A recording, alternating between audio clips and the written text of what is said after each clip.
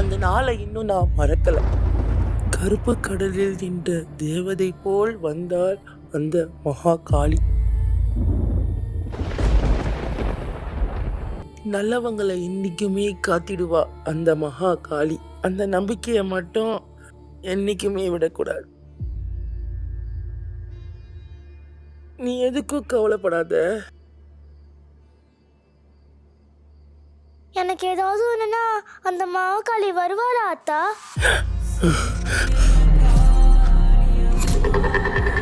அத்தா சொல்லுங்க அத்தா, அத்தா சொல்லுங்க அத்தா, சொல்லுங்க அத்தா, அத்தா சொல்லுங்க அத்தா, அத்தா சொல்லுங்க அத்தா, அத்தா சொல்லுங்க அத்தா. காரணம் இல்லாம வரமாட்டா. ஆனா அவ வரும்போது எந்த சக்தியாலையும் அவளை தடுக்க முடியாது. ஏன் அத்தா? போதும், பேசாம படுத்து தூங்கு. இதுக்கு மேல எதுவும் பேசாத. நாளைக்கு கோயில் திருவிழாக்கு போகணும். தூங்கு. நீ வருவியா மாமியா, மாமியா, மாமியா, மாமியா, மாமியா?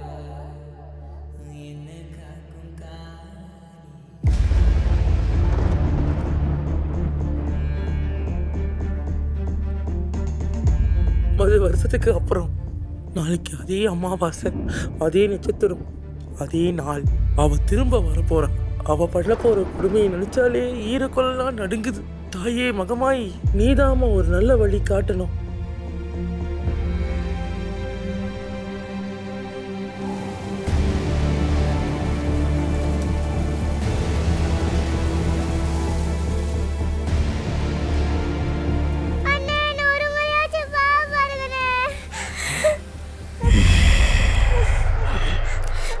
வந்திருக்கவே கூடாது.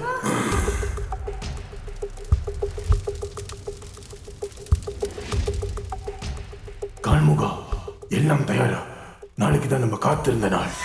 பெரியவர் சொன்னார், இதை மட்டும் நீ தவற விட்டனா உனக்கும் கோரான நம்ம தான். கால்முகா, உங்ககிட்ட தான் பேசிக்கிட்டு இருக்க. ஏன் அமைதியா இருக்க? பயமா இருக்க கால்முகா?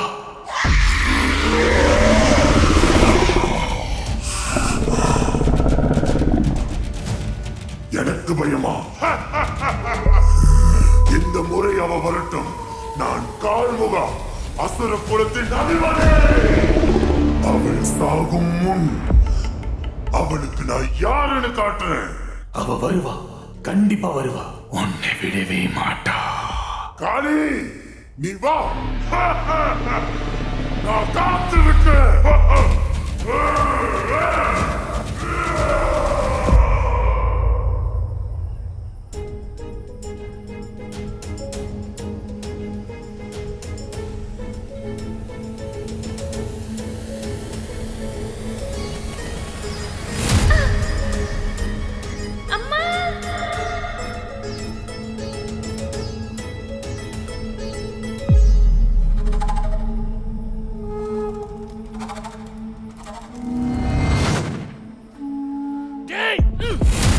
காளி முன்னாடி தப்பு செய்யறதா செதச்சிருவேன். தம்பி, என்னப்பா ஆச்சு? பட்டி, என் தேவி முன்னாடி தப்பு பண்றத பார்த்தேன் பட்டி. அதான் ஓடி வந்தேன். இவனுங்களெல்லாம் சும்மாவே விடக்கூடாது பட்டி. உங்க அப்பாவும் இப்படிதான்டா தம்பி.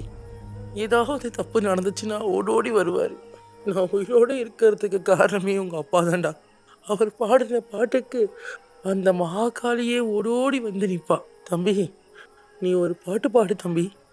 உங்க அப்பா இல்லாத குறைய நீயே தீர்த்து வை தம்பி. செந்துள் காளியம்மா, உன் பாதம் பதித்திட வாருமம்மா. சிந்தும் கண்ணீரும் உன்னை அழைக்குதம்மா. மீண்டும் உன்னோட அருளொளிய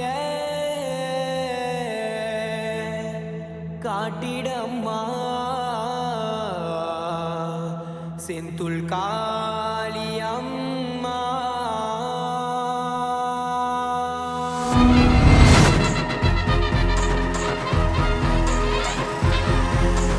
வலியவர் சூழ்ந்திட அடிபணியே நீ அரணென வந்திடவே. செந்துள் காளியம்மா, கண்ணீர் பாரம்மா, துணையாய் வந்திடம்மா.